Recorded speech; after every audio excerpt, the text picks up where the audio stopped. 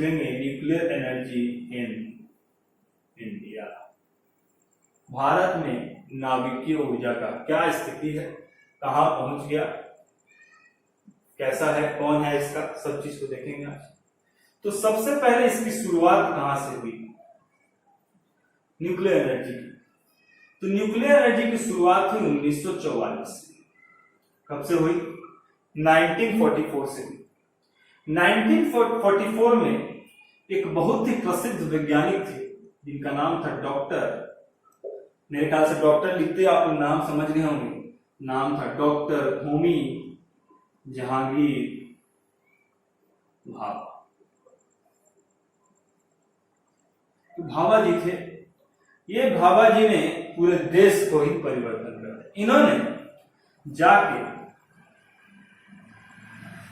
टाटा के जो उस समय डायरेक्टर थे जिनका नाम था दाऊजी टाटा से के पास एक प्रपोजल भेजा। क्या भेजा? एक प्रपोजल भेजा कि हम एटॉमिक रिसर्च से रिलेटेड कुछ काम करना चाहते हैं। ठीक। और जब 1945 में TIFR, इसके बारे में स्पेस टेक्नोलॉजी में भी आपको बताया था, वीडियो देख सकते हैं, टाटा इंस्टीट्यूट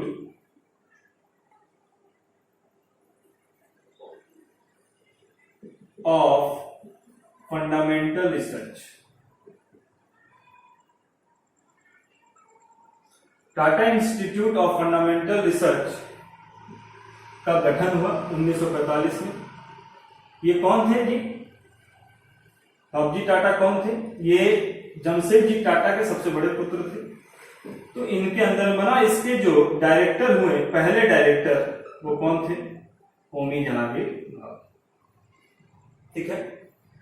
धीरे धीरे स्थिति बदली, देश आजाद हुआ 15 अगस्त को, और आजादी के तुरंत बाद 15 अप्रैल 1948 में 15 अप्रैल 1948 में एक कमेटी बनाई गई, कमीशन बनाया गया जो किस पर काम करेगा। एक एक्ट पास किया गया, एटॉमिक एनर्जी एक्ट पास हुआ भारत में। और 1954 में 1954 में एक कमीशन बनाया गया जिसका काम था रिसर्च करना, और उसको हम कह सकते हैं department of atomic energy. Department of commission था, फिर उसका जगह कौन लिया? Department of atomic energy, DAE।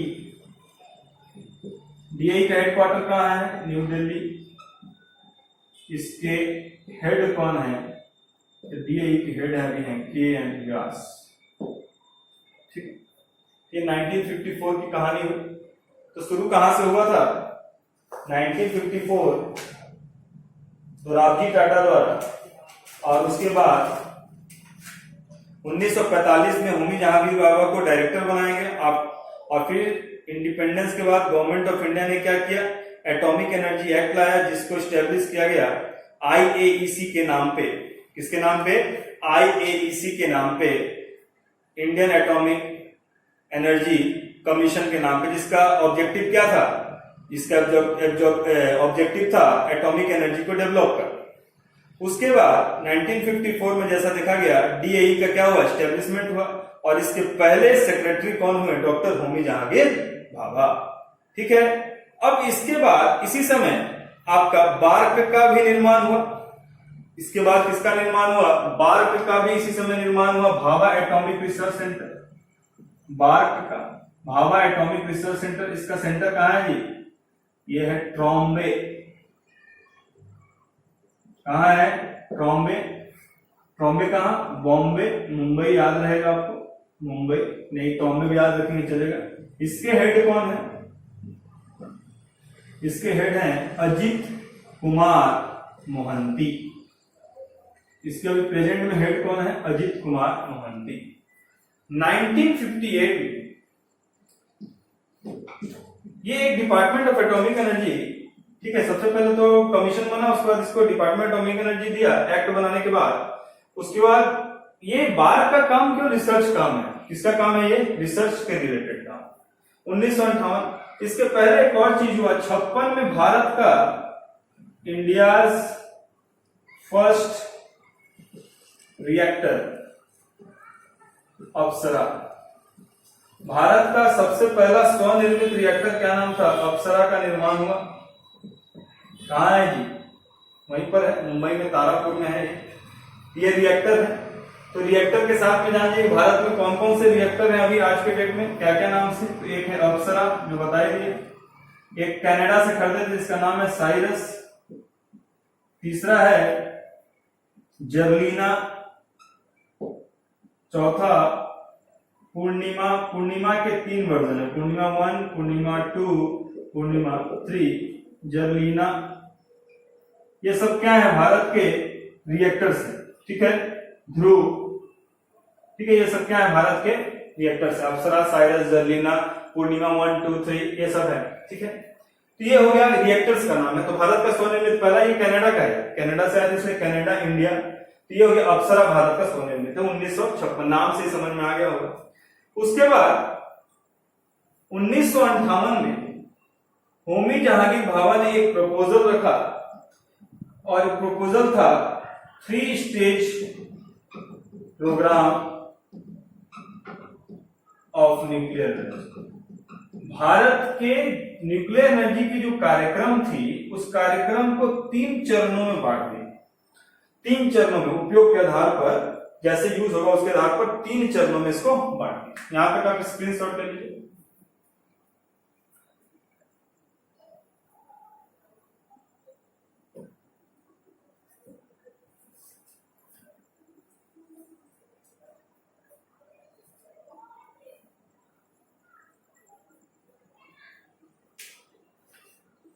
ठीक है, आगे देखते हैं।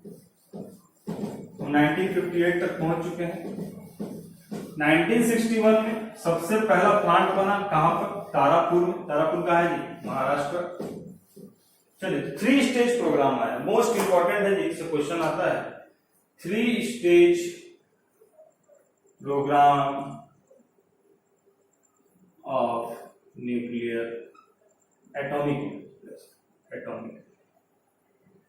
भारत के 3 चरण कार्यक्रम।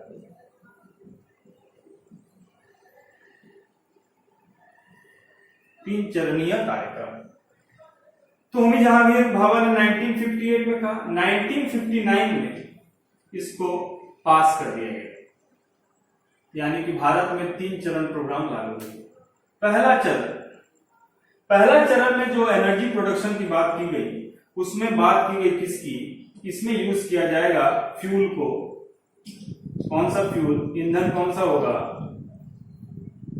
ईंधन कौन सा होगा, इसमें ईंधन था यूरेनियम, यूरेनियम 233, ठीक है, यूरेनियम 233। भारत में यूरेनियम का भंडारण की बात करेंगे तो विश्व के भंडारण का 2.5% ही है, केवल बहुत कम है, ठीक है। इसलिए एनर्जी का इशू आता है, चलो उसको देखेंगे बाद में। तो 233 यूरेनियम का यूज किया गया, जिसमें 0.7% यूरेनियम ऑक्साइड था और 99.3% यूरेनियम 233 आइसोटोप्स, ठीक है।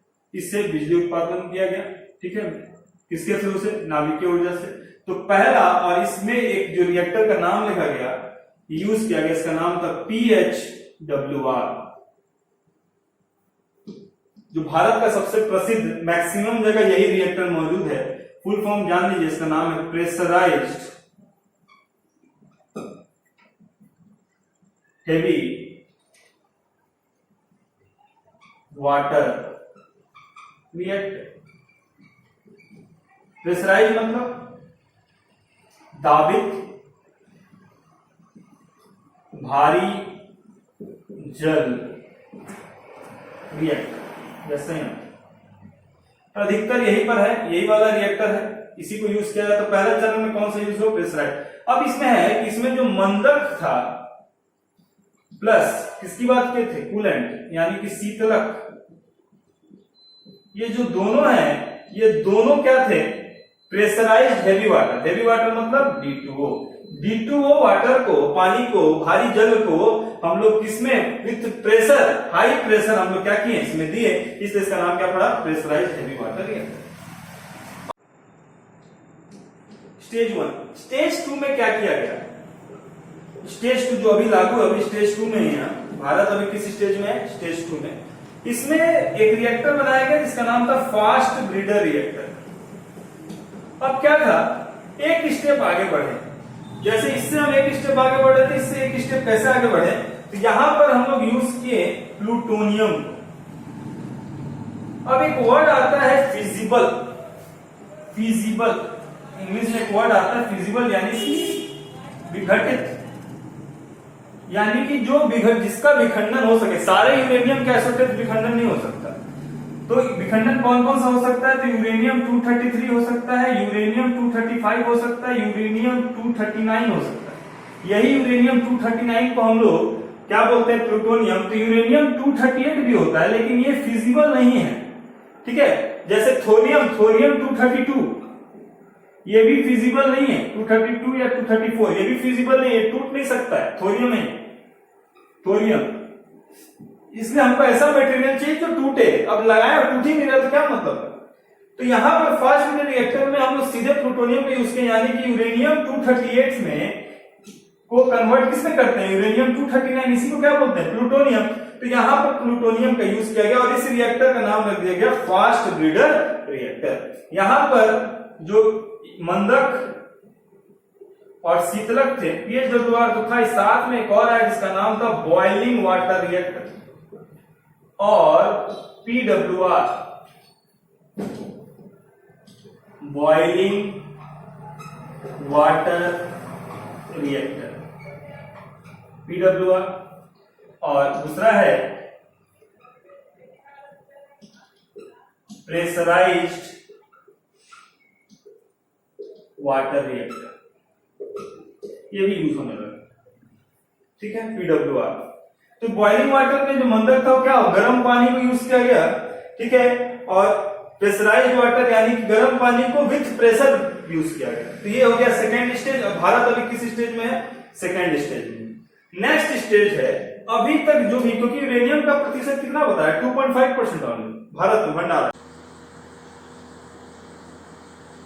जो था वो था thorium based reactor. Thorium based reactor, thorium ही क्यों, समझिए इसको। क्योंकि भारत में, इंडिया में थोरियम का विश्व का 25% भंडारण, यानी कि जो इसका पाया जाता है, जो थोरियम, वो विश्व का 25% कहां पाया जाता है? भारत में, साउथ कोस्टल रीजन में ये पाया जाता है।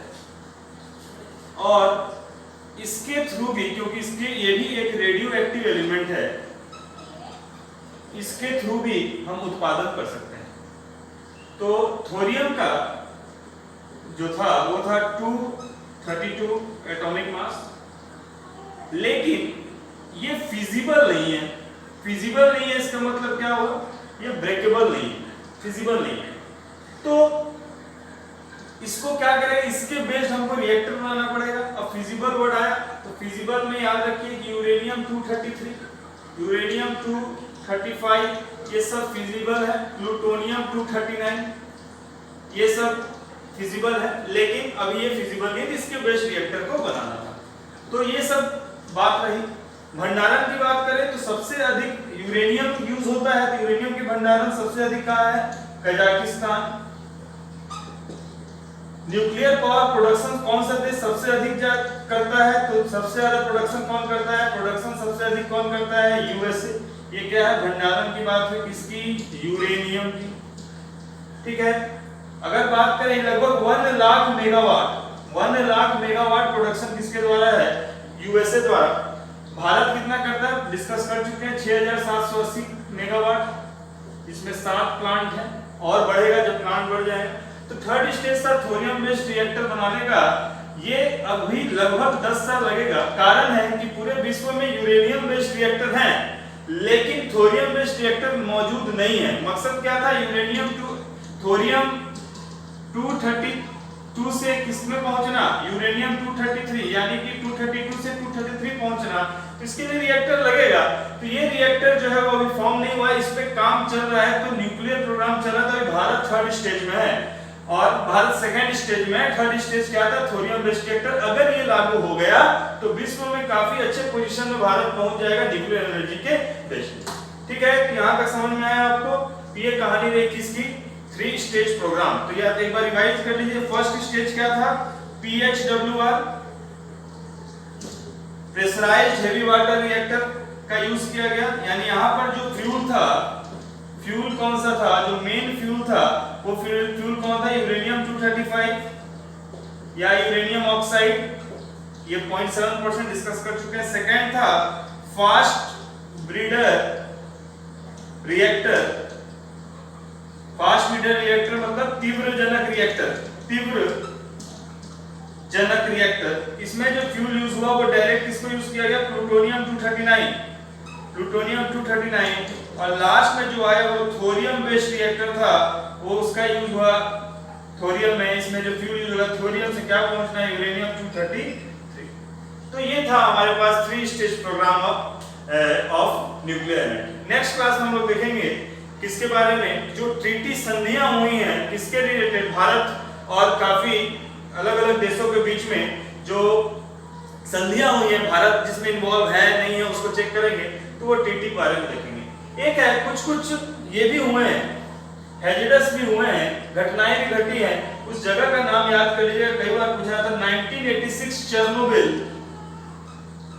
चेरनोबिल में संयंत्र में लीक होने के कारण न्यूक्लियर हैजिडस हो गया था। आज भी वहां पे प्रॉब्लम है। दूसरा जो हर जगह लोग जानते हैं इसके बारे में, 1945 में 2 हुआ जो यूएसए ने नागासाकी, हिरोशिमा और नागासाकी में 1945, 1986 ये सब में परमाणु का यहाँ पर प्रॉब्लम हुआ, यहाँ पर लीक हुआ, या फिर ये तो हमला हुआ और बाकी सब जो था वहां पर क्या हुआ था? ये लीक हो गया था रिएक्टर से। तो ये सबको याद रखेंगे। कई बार पूछा जाता है चेरनोबिल किससे संबंधित है? तो न्यूक्लियर लीक से, यानी न्यूक्लियर बेस्ड प्रॉब्लम आया था, हैजिडस था। तो 1986 को याद रखेंगे और 1945 को याद रखेंगे। मोस्ट इंपॉर्टेंट है ये दोनों। ठीक है, तो ये कहानी रही। ठीक है, किससे रिलेटेड है? न्यूक्लियर एनर्जी से। ओके।